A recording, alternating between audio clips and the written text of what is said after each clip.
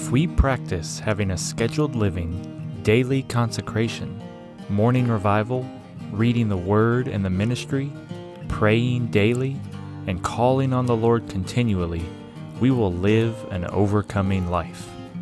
These personal practices will strengthen us to pray with our companions, attend the meetings, shepherd others, and preach the gospel.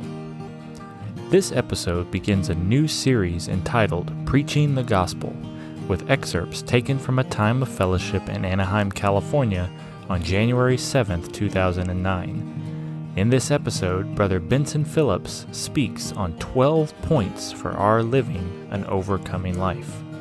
A link to the full audio can be found in the episode notes.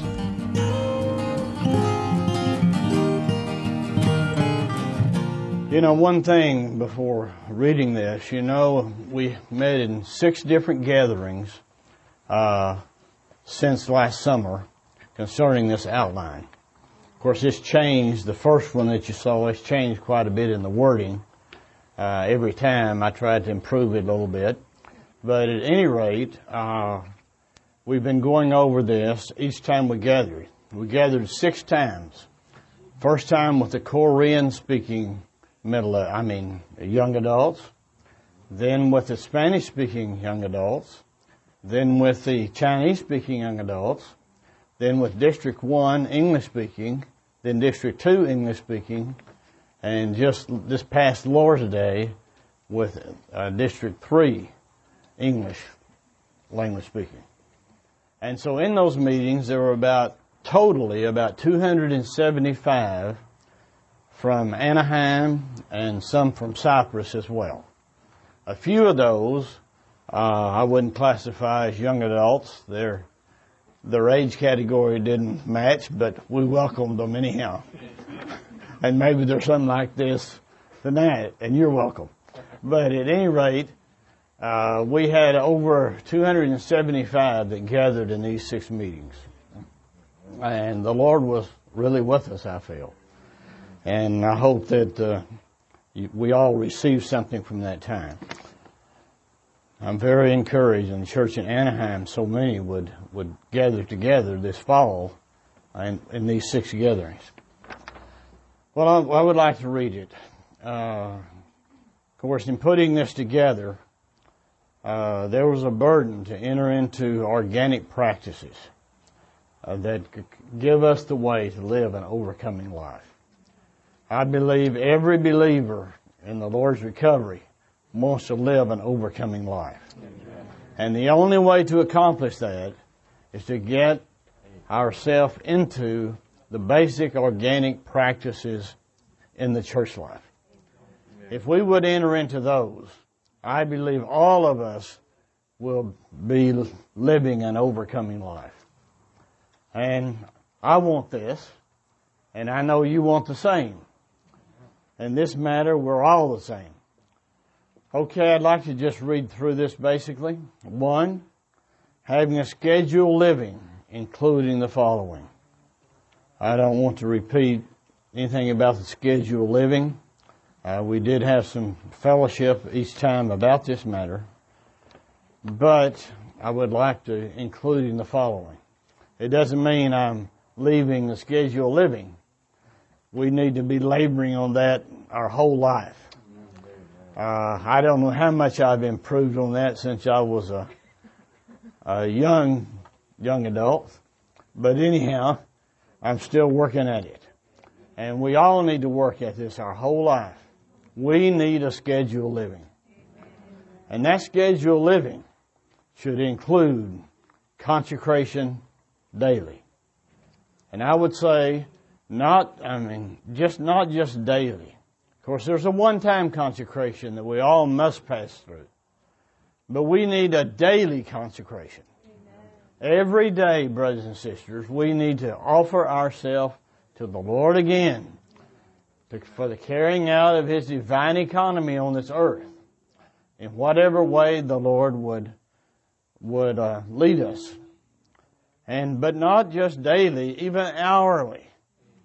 As we come to the Lord, and as the Lord comes to us, even hourly, we need to offer ourselves to Him again and again to maintain our relationship with Him. We have only one purpose of living on this earth, and that is to live for Christ in the church. So we need to consecrate ourselves daily, even hourly. 3, having morning revival daily. That is, being revived every day. And I hope among us, we are all endeavoring to enter into this practice of having morning revival every day. If you can't do it in the morning, you can surely find some time during the day to get with the Lord in the way of morning revival so that we can be revived every day. And then reading the Word daily. And I said here at least one chapter, including the footnotes. Well, we all endeavor to do this, brothers and sisters. And one of the testimonies, this was his testimony just a few minutes ago, how this has made a difference in his life. 5, reading the ministry daily. And I said here 3 to 5 pages or one message. At least that amount. Do your best to enter into this. The ministry is the interpreted word. So much we can't understand. You know, we're all just laymen here. But there is a ministry among us that interprets the word in a full way. Plus, in the ministry that we have, it leads us on in many aspects in our Christian life and in our church life. We need this. So we need to read the Word, but we need to read the interpreted Word as well. And 6, praying daily. Every day, brothers and sisters, find a time alone with the Lord and pray to Him. And don't just pray about your family necessarily. Sometimes you will feel the need to pray for your family. But I'm talking about praying all the things concerning God's New Testament economy. We need to pray. And then calling on the name of the Lord continually. You know, I had to go back to the dictionary again before I use this word continually. You know, you have continuously and you have continually. I doubt that some of us know the difference between these two words. Continually and continuously. Well, I mean continually. You know, we can't call on the name of the Lord continuously. That means all the time. But we can call on the name of the Lord continually. We can call on Him right now. We can call on Him in 10 minutes. We can call on Him in 2 minutes. We can call on Him continually, day by day. Well, then join a companion or companions, 1 or 2, in prayer 2 or 3 times a week. A number of saints spoke about this matter. I was happy to hear that fellowship. 8, attending the district meetings of the church weekly. The Lord's Day and prophesying meetings and weekly corporate prayer meetings of the church, and functioning periodically in those meetings by speaking and praying. Brothers, and I think Daniel would also testify, of course, he and I are together in District 1. But I know the meetings have been uplifted by the functioning of the young adults. And I'm so happy on that front row, every Lord's Day, there are several young adults sitting there, and they're fighting for the District 1's meeting. No doubt about it. And I believe in District 2 and District 3 it's the same. If the young adults will all rise up and be in these particular meetings, and not just being there in a loose, light, way, but being there to function and to pray. And I know in the prayer you can't pray sometimes, but you can always say amen after every prayer. Amen. And you say amen. One meaning is that you just agree with the prayer that was prayed, and you're telling the Lord, amen. I agree with this prayer. And if the young adults all rise up in the prophesying, in the table praising the Lord, and also in the prayer meeting. There will be a different kind of meetings, the corporate meetings of the church. And I hope that all of you will endeavor to enter into this way. 9, joining or beginning a group meeting and attending a weekly. You don't have a group meeting? Well, we all need to join one. Or we need to begin one with some others. The group meeting is the lifeline, I would say, of the whole church. May the Lord, in the coming days, if we're not in a group meeting, be in one. There were some good testimonies and good sharing a while ago about this matter. 10, visiting other saints or inviting them into your home. Twice each month for shepherding, through exercising all-inclusive tender care upon them by cherishing and nourishing them. You know, we shared something about in one of the places. I don't think I didn't share the same thing in every place because it never comes out the same.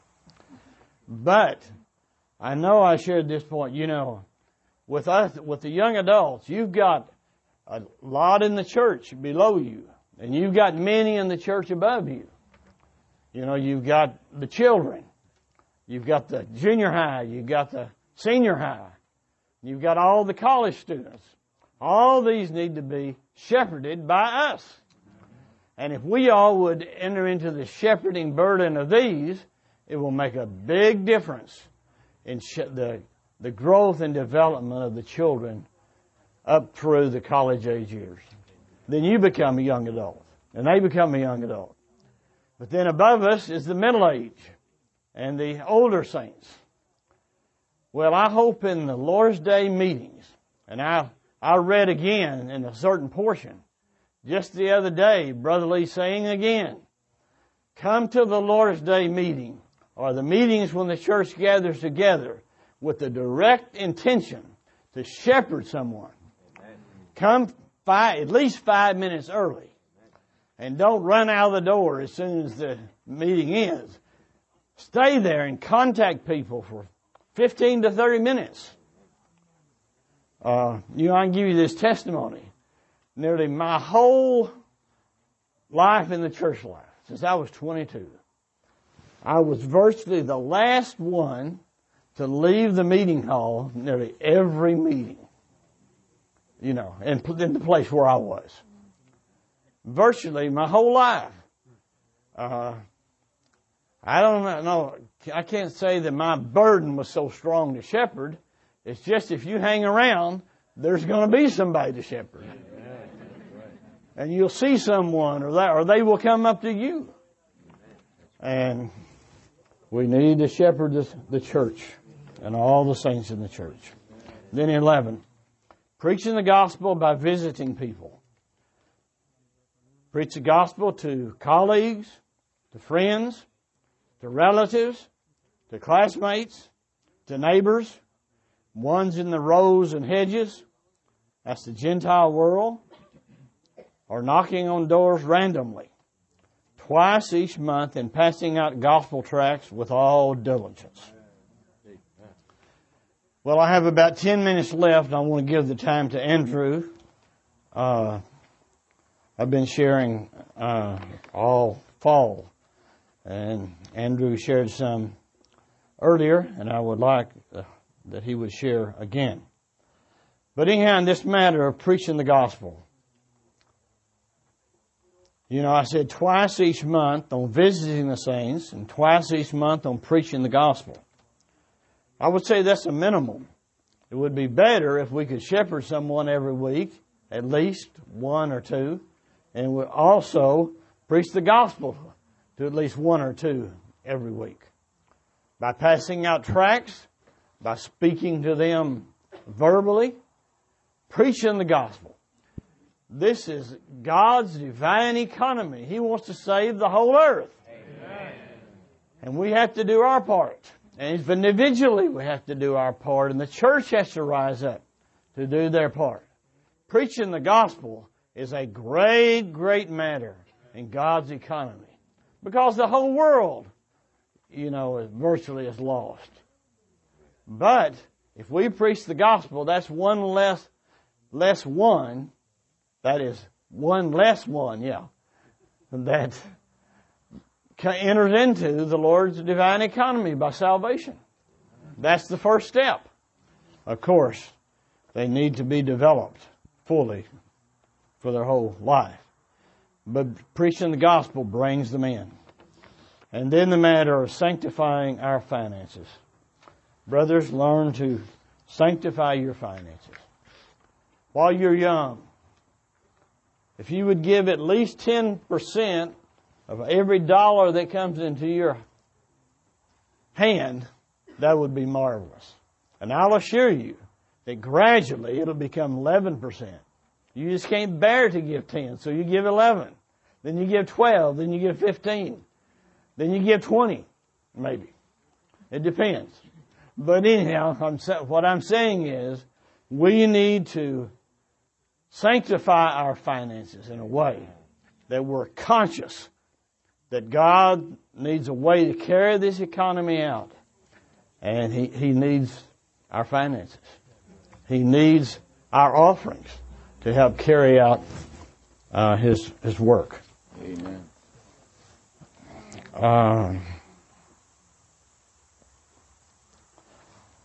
What was I going to say?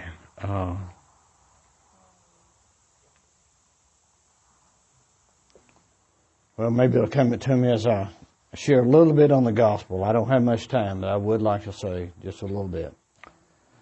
You know, brothers, we have been endeavoring and entering into the God-ordained way for quite some time.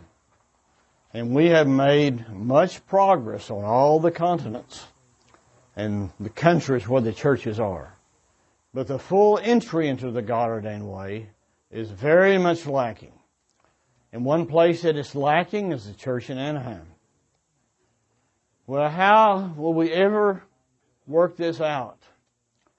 Well, I believe that if all the young adults would rise up to enter into the God-ordained way in a full way, there will be much progress made in the Lord's recovery today. You know, you're not just children anymore. You're grown people. You're young adults. And our entry into the Lord's recovery and into the service and God's work is a great, great thing.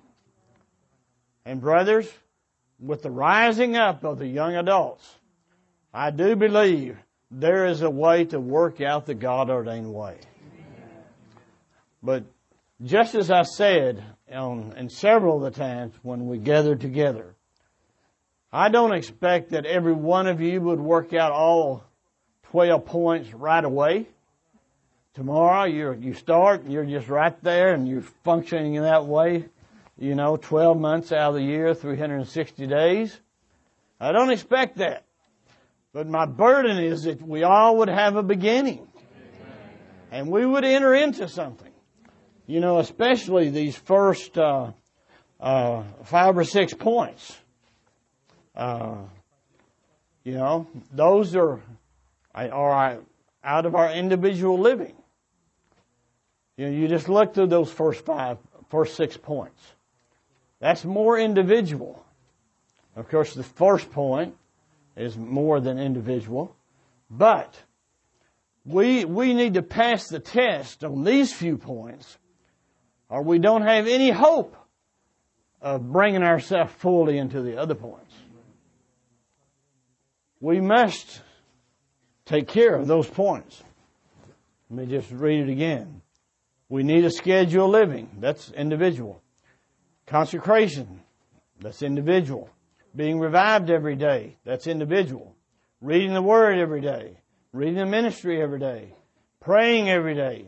And calling on the name of the Lord continually. No one can do that except you. For yourself. No one else can live your Christian life. But if you would enter into these organic practices, just these first 6, you'll begin to live an overcoming life. And then out of these 6, I do believe number 7 will follow. And that's join a companion or companions in prayer. and attending the district meetings and joining or beginning a group meeting, visiting other saints, shepherding them and preaching the gospel, and sanctifying our finances. Of course, that's an individual one also, but I wanted to end with that because that's a crucial point for the Lord to carry out His work on this earth. But brothers, we enter into the first 6, and then we have the way to take care of the next 6. But you don't have the capital, the cargo that's necessary in your inner being to carry out all these things. But you live a life according to those first 6 points. I can assure you, you can enter into the rest. Amen. But of course, we need fellowship on the rest to know what the Lord wants to bring us into, and encouragement to help us enter into the rest.